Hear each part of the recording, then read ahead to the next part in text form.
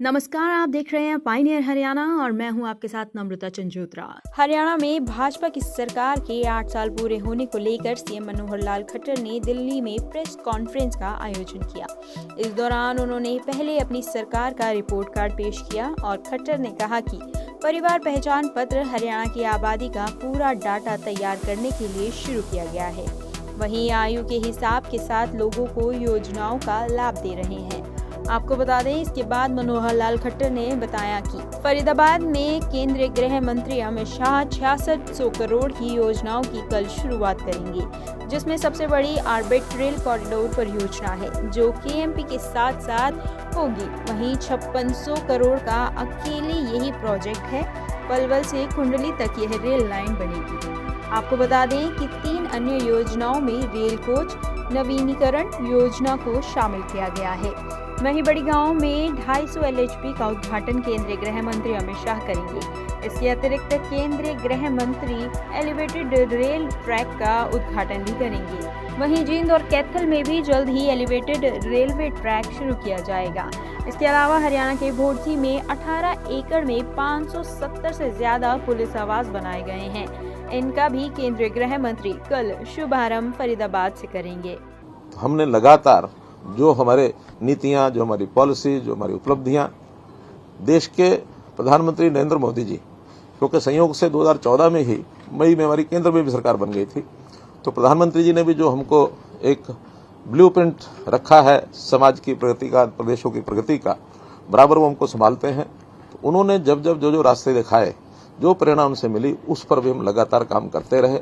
तो एकजुट होकर के 8 साल में हमने जो बहुत उपलब्धियां की हैं, कुछ जो चीजें ऐसी हैं जो जनता में बुराई के नाते देखी जाती हैं, उनको प्रहार किया और जनहित में जो अच्छी बातें करनी हैं उसको हमने आगे भी बढ़ाया। अगर मैं ये कहूं कि हमने प्रहार किया, 3 C पर प्रहार किया, करप्शन, कास्ट और क्राइम। 3 चीजों पर हमने प्रहार किया है और लगातार चल रहा है, क्योंकि विषय ऐसे हैं कि जो एक दिन में समाप्त नहीं हो सकते। चाहे वो क्राइम हो, चाहे वो करप्शन हो, चाहे वो कास्ट ओरिएंटेड सारा जो सिस्टम बना होता वो हो। और इसी प्रकार से हमने 5S को प्रमोट किया हमेशा: शिक्षा, स्वास्थ्य, सुरक्षा, स्वावलंबन और स्वाभिमान। इन 5 चीजों को हमने लगातार प्रमोट किया है। बाकी तो इनके नीचे आने वाले अनन्य कार्यक्रम, अनन्य विभाग, उनकी अपनी योजनाएं, वो सब चलते हैं, लेकिन मोटे रूप से हमने लगातार अपनी इस विचारधारा के आधार पर अपनी सारी रणनीति बनाई है और उसके बहुत से ऐसे पहलू हैं जो समय समय पर बताते भी रहे हैं। आज भी जरूर मैं थोड़ा समय आप लोगों को जरूर उसका बताऊंगा भी सही। हमने जैसे सबसे पहली अगर मैं बात कहूं तो भले प्रयत्न तो हमने 5 साल पहले शुरू किए थे, लेकिन सफलता पिछले 2 साल में मिली हमको। वो है परिवार पहचान पत्र, कि पूरे हरियाणा की आबादी का परिवार के हिसाब से उनके हर सदस्य का एक डाटा कैसे हम रख सके, ताकि हर किसी का कल्याण करने के लिए सरकारी योजनाएं बनाई जा सके। चाहे वो छोटे बच्चे 0 से 5 साल के हैं, चाहे 5 से 18 स्कूल गोइंग चिल्ड्रन हैं, चाहे 18 से 25 हायर एजुकेशन का लेवल है, चाहे 25 से 60 उनको एम्प्लॉयमेंट के नाते से उनकी अपनी आजीविका परिवार चलाने के नाते से है, और चाहे 60 साल के बाद आयु के लोग हैं जिनको अपनी एक सोशल सिक्योरिटी चाहिए, वो भी हमने अलग से उसके ऊपर ध्यान दिया है। और ये 5 वर्ग जैसे मैंने बताया आयु के हिसाब से बांट करके हमने अलग अलग विभागों के जिम्मे काम लगा रखे हैं कि भाई आप इस एक आयु वर्ग की पूरी देखरेख करेंगे। अब वो चीजें सारी स्कीमें उसी हिसाब से बांटी जा रही हैं।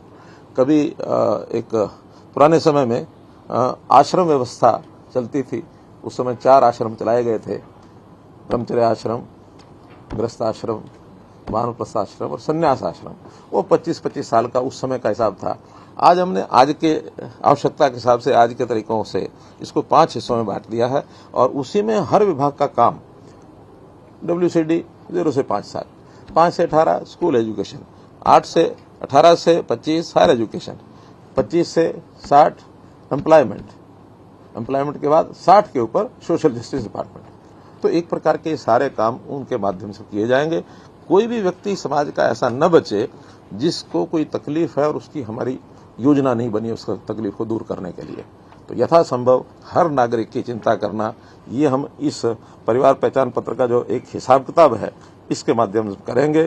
काफी शुरू हो गया है, काफी आगे बढ़ेंगे। वहीं आपको बता दें कि राम रहीम के जेल से बाहर होने और दिवाली मनाने के सवाल पर सीएम खट्टर ने कहा कि मुझे इसके बारे में कुछ नहीं कहना है, जब जरूरत होती है तो हम पेश कर देते हैं। राम रहीम के सत्संग में भाजपा नेताओं के जाने के सवाल पर भी खट्टर ने कहा कि मेरा इससे कोई लेना देना नहीं है। आपको बता दें कि सीएम खट्टर ने कहा कि हरियाणा की स्पोर्ट्स पॉलिसी को गुजरात और कर्नाटक सरकार भी स्टडी कर रही है।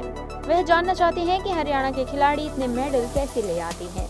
आपको बता दें कि सीएम के रिपोर्ट कार्ड में बड़े पॉइंट पर कुछ नजर डाली गई है, जहां पर कहा गया है कि गांव में 24 घंटे बिजली दे रहे हैं।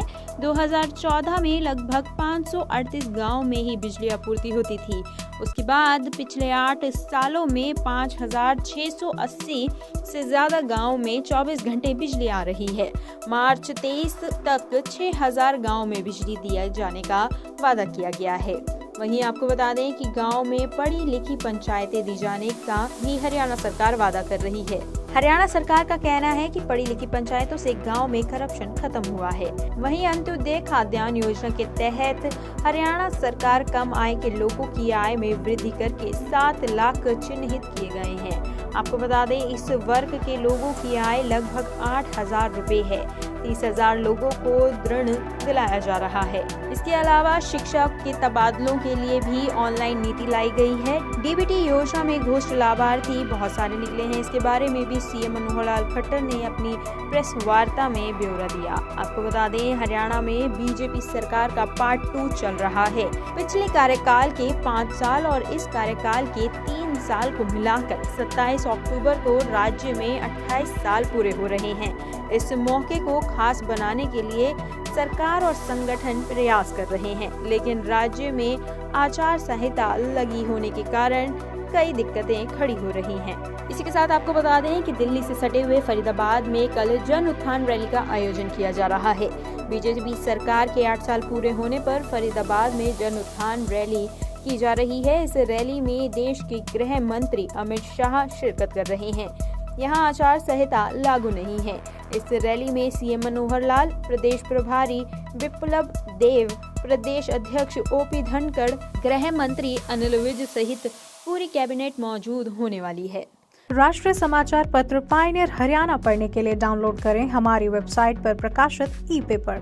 दिन भर की तमाम छोटी बड़ी खबरें देखने के लिए सब्सक्राइब करें हमारे YouTube चैनल को। वीडियो को लाइक, शेयर और कमेंट करना न भूलें।